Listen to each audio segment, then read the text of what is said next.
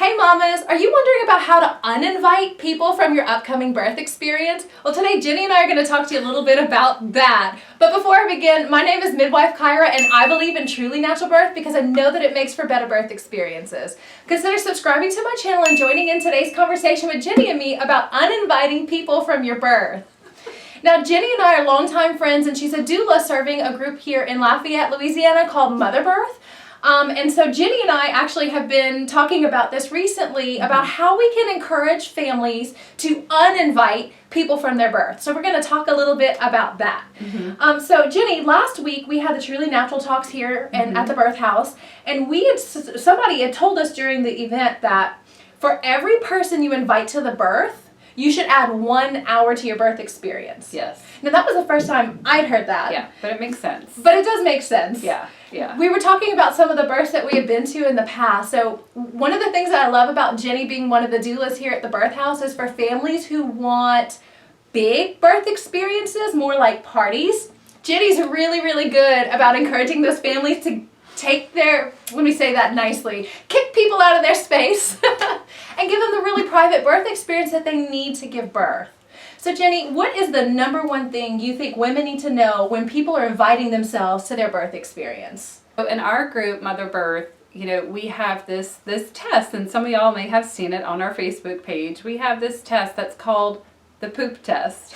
If you feel like you can poop in front of this person, whether it's on the toilet or while you're pushing, then they might be okay, to come to your birth. If they are on board with your birth plan, then that's great. Let's say someone is totally comfortable pooping in front of 5 of their friends, their mother, their mother-in-law, and their husband. Do you still think that having a huge birth team like that is beneficial to women in labor? Because So sometimes we do have mothers who have people that they feel completely comfortable in front of. And we still get some moms who just get hung up at some point in their labor, and it's just really difficult for them to move forward. And at that point, if the mother is, she's still insistent on having them at the labor, usually what we do is the doulas or the spouse or the partner, usually what I try to encourage the additional people in the room is to have them go do something special for the mom. I have them go run errands, go to the store. I have them go home and maybe get some food to eat to bring to the hospital or to the birth center. Or walk the dog or something that distracts them for a good period of time so that mom can labor by herself. And now she has an excuse to labor by herself, right? That's one of the things that I love about when you're the doula is if you have a really good doula, which you should have a doula at your birth, doulas can encourage mamas and their families in a way that doesn't seem like you're being kicked out, but you're helping the mom, which you are. They are helping. Yes, they're helping. And full disclosure, sometimes doulas even have to leave the room too. And so we usually try not to go too far away, but sometimes, we might go down the street with the grandparents, and sometimes they have to be distracted a little bit too. Sometimes they run the errands really quickly. and so we stay with the family and talk to them about all the things that they want to talk about, their concerns for anything. What happens with the mom and the dad? Do you give them instructions when you leave them? Is there something for them to do, or is it just for them to labor by themselves? It's really just for the couple to connect. The analogy I like to use is, Thanksgiving dinner. I know this is going to sound funny, but whenever you have a ton of people over for Thanksgiving dinner and you're hosting them, these are people that you love. These are people who have been, a big part of your life through thick and thin. But at the end of the day, after everything is cleaned up and the last person is left, you're there with your spouse or partner, and if you think about it, you kind of take a deep breath and lay on the couch and can fully relax and snuggle up with them and just, be yourself. So the same thing kind of happens in labor. So when we get the couple alone, just the two of them, it really allows all those hormones to really come into play. Oxytocin is the big one, obviously. That's the love hormone. So once everybody's out of the room, the couple can really connect fully rather than partially like before. Right. And so as a midwife running a birth center at my practice, we spend a lot of time prenatally preparing families to have a more private experience. And at the hospital, they typically will limit the amount of people you have in the room. Sometimes they'll limit them like 4 for labor, but when it comes down to pushing, they usually allow for sometimes 2 people. The thing I always like to tell my mamas, and particularly those planning a hospital birth, is that who you want in the room for the labor and who you want in the room for the birth doesn't have to be the same people. Right. So even for my own birth, I wanted to labor with my birth team only, my husband and my doula and my mother. But for the delivery, I was like, my mother-in-law can come in, my stepmom can come in, that's no problem. Not everybody practices that way, but in a hospital setting it's a little easier. Right. In this practice, in an out-of-hospital, particularly if you're planning a home birth or a birth center birth, it's a little bit more intimate. There's no strangers at your birth. There's a lot of things that make that experience intimate, and inviting people in who aren't a direct assistance to your birth team, like your partner, your doula, they can actually, like we said at the beginning of this video, make labor longer, even when they have good intentions. Yeah. And it's because we love them, and I think that's part of it too, is like we get a little bit distracted because if labor is lasting a little bit longer than we expected, we don't want to like disappoint the people that are literally on the other side of the door. Like at the birth house, they're pretty close. It is like watching a pot boil. It's just not going to happen. We even see moms who are at the hospital and they have, 5-10 family members down the hall in the waiting room. Even that can affect their labor. So, I mean, and I know for all of you moms out there, the natural moms, even our epidural moms, or moms that have to be induced, they'll all tell you the same thing. They might be laboring all day. Then in the evening, everybody starts to get hungry. They all like go to dinner, or they go do something, or mama and papa get tired and they want to go to bed, and then guess when the baby comes out? As soon as the baby comes out as soon as everybody leaves, and that's just that happens here too. That's actually normal. It's like, well, they're just going to sit in the waiting room, and over here the waiting room is right outside of the birth suites. Right. And it's like, even though they're comfortable with them being there, and they're like, it's fine, it's really not a problem. As soon as they leave, boom, here comes the baby. One thing I wanted to say was, whenever, if they do miss the birth, it's okay. Guess what? They are still going to love you. They're still going to love your baby, because that's what matters all around anyway. Right. And also, that golden hour, it doesn't matter where you're giving birth, that golden hour, most healthcare providers try to protect for moms, and they're not going to allow extra people to come in the room anyway. And so there's really nothing for them to do except be aware that the baby is born. So you have to keep that in mind, is when you invite people to your birth, like, what is their goal? What's your goal to have them there? And what role do you expect them to take in the labor and in the postpartum? If you're planning a hospital birth, sometimes they don't even let family in until they go to postpartum 3 hours later. Especially now that they're pushing the golden hour after birth. Like at the hospital, there's that 1 hour like with the mother.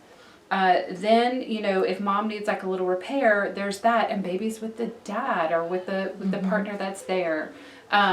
Then after that's all said and done and baby has nursed for the first time, again, that's additional time. Then baby has to be checked out like by the staff even more if they didn't already do that on mom. So by the time like family would even get to your baby, I don't know, you're just going to want to have that bonding time as well. And it really is time that you don't get back. Right. And I really try and discourage my families from having that interrupted. So here at the birth house, or if you're planning an out-of-hospital birth or a home birth, what we like to do is insist on a golden 3 hours, which Jenny had actually said last week. And the more I thought about it, you're right. We really do, as midwives, we provide like a golden 3 hours. Yeah, it's a very special private time. And it's like Kyra said, you're never going to get that time back. Yeah. Everybody else has like the rest of their lives to love on that baby, but it's like, it's so special when it's like, it's the mother and the baby looking at each other for the first time, bonding for the first time. It's just so special. And baby knows mom's smell. They actually remember the smell of the amniotic fluid, and the mother's breasts smell like the amniotic fluid. That's why sometimes when you separate baby from mom, they get super upset. They know the dad's voice. So anytime baby's with dad, they've heard it all the time. They love it. They're used to that. So it's very important for the baby to be with mom and dad, like after the birth. And also, people don't think about this, but overstimulating the baby by passing them around. You want to talk about an irritable baby that doesn't want to nurse? Overstimulate a baby in the first few hours of life. You know, it's just not, they are your baby, and it is instinctual for us to want to keep them close to us or their fathers. And these are things that are not very cultural, particularly in Louisiana. It's not cultural to allow just mom and dad to have that time with the baby. But Jenny and I can tell you from experience on both our own births and as being midwives and doulas, it makes a huge difference, and it's something worth fighting for. Yeah, and you can really see it in the baby once you've been to like enough births. Like our babies that are with mom, you know, or the spouse or partner, they're calmer. Yeah. Some people think something's wrong because the baby's not crying. They're just calm and they're happy. Chill. Yeah. Whereas like if they're across the room getting examined by medical staff or something, you know, everybody loves to hear a baby cry, which is great. That's helpful at some point too. But I mean, really, if they're sitting there screaming like that much, They just want their it mommies. breaks our heart. We're like, they just want to be with their parents. Yeah. So So now that we've talked about why people shouldn't be at your birth, let's talk about how to uninvite them from your birth.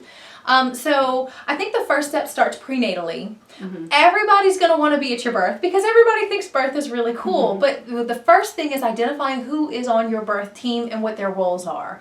So oftentimes it's your healthcare provider, which is your midwife or your doctor, your husband or your partner, of course, because, I mean, obviously he needs to be there. And I highly recommend, as you've seen in my previous videos, that you need to bring a doula to your birth no matter where you're giving birth. So that's 3 people right there. Is there anyone else who you've seen that families think should be a 4th or a 5th person pretty consistently? Like I see mothers very often. Yeah, mothers, other grandparents. You know, I have been to births where, you know, and grandparents, we love our grandparents, and they sometimes they have like the best birth stories, and they can fully support like our plan. But then sometimes, you know, we have been at births where the grandparents are there and all of a sudden the mother changes her mind and she just doesn't want anybody there. Yeah. Sometimes she doesn't want any of us touching her. There's lots of different things that go on. So sometimes what we will do to just kind of gently encourage grandparents to just not come in the room is, like, a lot of times mothers are naked at that point, and they really just don't want their family members to see them like that. They're working the hardest they've ever worked in their lives. So usually what we'll do is we'll peek our head out of the door, or sometimes we even ask the staff to tell the grandparents, like, look, she really is just working hard right now. She doesn't want you to see her this way right now. Could you please just like wait until she gives the approval for everybody else like to come in? And it just kind of leaves it open. It's like an open invitation that's not, you know, she's not allowing them in just yet. She's like, just wait a second. She's delaying them coming in. So it's, you're not saying no, but you're not saying yes. Optimally, I would like to hope that prenatally that they would have discussed this. And so if there's anybody beyond the 4th person, like I said, birth healthcare provider, the husband or the partner, the doula, and possibly one other person, oftentimes it's the mother, who can run errands or help get snacks or things like that. Outside of that, if you have anyone extra at your birth, they really need to have a very clear role on what they're doing. For example, a birth photographer. Yep. Those are trending right now, and they're amazing. So a birth photographer might be someone you want in your room. Some people really like, some people I've noticed lately, they want their mother-in-laws or their grandmothers. But either way, these are things you need to decide in advance, and they need to have a specified role on what they're going to be doing at your birth. What you don't want, as Jenny and I know very well, is bystanders. No one should be at your birth just hanging out watching you give birth. They need to have something to do. The other thing is making sure they're on your same birth plan. So as a midwife practicing at a hospital, the first question I ask about who's coming to your birth is, Are they supportive of you giving birth outside of the hospital or having a natural birth? Because I have seen unsupportive family members, even in a hospital setting, completely take a birth that's going normal and turning into something really awful and unpleasant for and slightly traumatizing for the mother when it didn't have to be. Right, and sometimes, like, because some of our family members don't know what a normal birth really looks like. When a baby comes out, if the baby looks a certain way, they just automatically assume that something's wrong. Yeah. And that can really, shocking a mother like that can affect the baby. So it really can Derail. a mother and the baby too. So if you've been invited to a birth and you just don't know what to expect and you don't really have anything to do, then you might want to consider just hanging back or hanging outside. Particularly for natural births.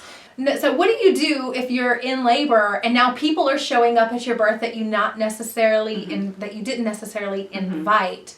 Mothers that I have had uninvited guests, whether they wanted them there initially or not, several things have happened. Sometimes the doula plays the bad guy, and usually we very diplomatically try to get them out of the room. But there has been a small amount of times where we have had to say, we just had to be really blunt. Sometimes she doesn't want anybody in the room anymore. And sometimes to kind of diplomatically say that, we'll just kind of say, oh, well, I'm not going to be in the room for a little while either. And so we'll step out as well. And then later on we might text them and kind of go back in. Another thing that I've only had to do this one time, but if you're at the hospital or the birth center, the staff can be the bad guy too. Yeah. So we have had nurses have had to stop people at the nurses station. We have had nurses that have had to put signs on the door that people have to check in at the nurses station. So there are different ways that you can get discourage people from coming in. Yeah. And I find that they usually listen. They might get upset, but every single time they've gotten upset once they see that baby, they forget all of that. They really, really do. Yeah. Yeah. And so the other thing you want to be sure is you talk with dad or your birth partner to make sure that he is on board with the same people in and not invited to your birth. And y'all need to deal with this prenatally, not while you're in labor. Yeah. Sometimes, dads, partners, y'all have to be the bad guy too. If you just happen to not have a doula there, then you kind of have to be that knight in shining armor and stand up and just kick them out. And you know what? A long time ago, before I had kids, I had my sister-in-law, her husband kicked us out. Yeah. We were not at the labor. We were there after the baby was born at home, but it was not a good time to come by. So he just had to be the mean guy and kick us all out. Yeah. Couldn't be there. And that's fine. If they don't respect that, shouldn't be at your birth. Yeah, they shouldn't be at your birth. How many people did you invite to your birth, or are you planning on inviting to your upcoming birth? And also, if you have any tips or suggestions, or even want to tell us how you uninvited people from your birth, let us know in the comments below. I'm going to put up a What is a Doula video here on the screen, and I hope that you'll learn a little bit more about why you need a doula at your upcoming birth. Thanks for watching. Bye-bye.